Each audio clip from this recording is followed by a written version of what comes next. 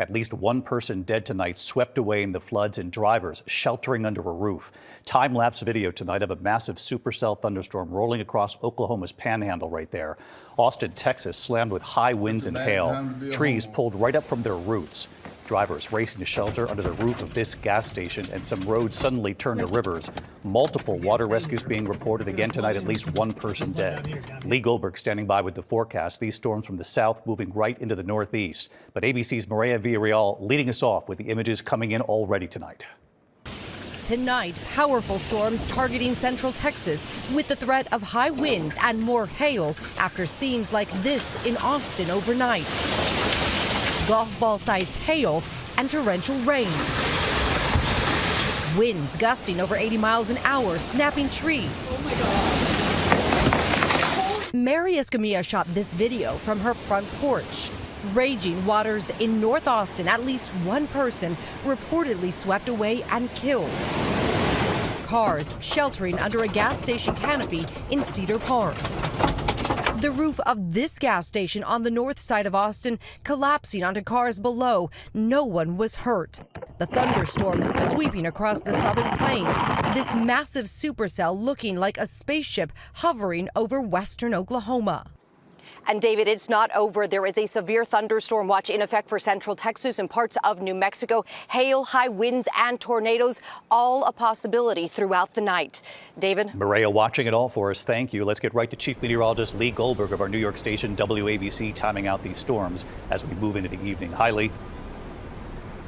Hey, David. Storms taking aim at West Texas again tonight. A destructive storm southwest of Lubbock right now. 60-mile-per-hour winds, even some baseball-sized hail. The watch from southeastern New Mexico into Texas until 11 o'clock tonight. There's another area of severe weather, and that's along the Florida coast into Georgia and South Carolina from Jacksonville to Charleston. Some big winds and maybe a brief tornado. The storms move to the east coast tomorrow from the Florida panhandle all the way up into Virginia. Could be a rough evening commute with some downpours to D.C. and Pittsburgh, and then it's a soaking rain up to New York City as we go into tomorrow night. Could be 1 to 2 inches here of rain as we go into Saturday. Severe storms in the afternoon. David? Lee Goldberg back with us here tonight. Lee, thanks as always. We turn now to the tariff whiplash tonight. A 3-judge panel ruling that the emergency declared by President Trump to impose those sweeping tariffs, quote, exceeds any tariff authority delegated to the president. One of those judges appointed by the president himself. Then late today, an appeals court saying the tariffs can move forward, at least for now. Companies have already warned they will raise prices, and small business owners alarmed by all of this uncertainty. Rachel Scott at the White House. Tonight, tariff whiplash. After a federal court blocked most of President Trump's sweeping tariffs, saying he does not have the authority to do this, tonight an appeals court just ruling President Trump's tariffs can continue, at least for now. The tariffs have led to stock market swings, small business uncertainty, and now prices going up. Retailers suggesting they're paying the price. Walmart, Macy's, Ford, among those signaling there will be some price hikes because U.S. companies pay for these tariffs. Tonight, the White House fighting that federal court ruling that called the tariffs unlawful. President Trump had bypassed Congress, declaring a national emergency to impose the tariffs, something that's never been done before. That 3-judge panel includes judges appointed by Presidents Reagan, Obama, and Trump himself. And they ruled that President Trump, using a national emergency declaration, exceeds any tariff authority delegated to the president. And then yet another federal judge ruling today the president does not have the power to, quote, unilaterally impose tariffs to reorder the global economy. So I asked the White House today, do they have another route to do this? Is the administration actively reviewing other avenues, other options to carry out the president's trade policy? The president's trade policy will continue. We will comply with the court orders, but yes, the president has other legal authorities where he can implement tariffs. But then late today, after both of those rulings, yet a third ruling.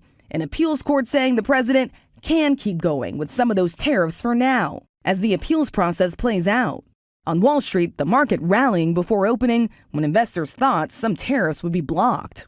Some investors have begun saying about Trump and his tariffs that Trump always chickens out, taco for short. The president not happy when asked about that. Mr. President, Wall Street analysts have coined a new term called the taco trade. They're saying Trump always chickens out on your tariff threats, and that's why markets are higher this week. What's your response to that? I kick out? Chicken out. Oh, isn't that nice? Chicken out. I've never heard that. 6 months ago, this country was stone cold dead. We had a dead country. We had a country people didn't think it was going to survive, and you ask a nasty question like that. It's called negotiation. And tonight, Elon Musk is done as a special government employee. The news coming after Musk broke with the president on his budget bill. Musk concerned about the level of spending that some estimate could add $3.8 trillion over the next 10 years to the deficit. Overnight thanking the president for the opportunity to reduce wasteful spending.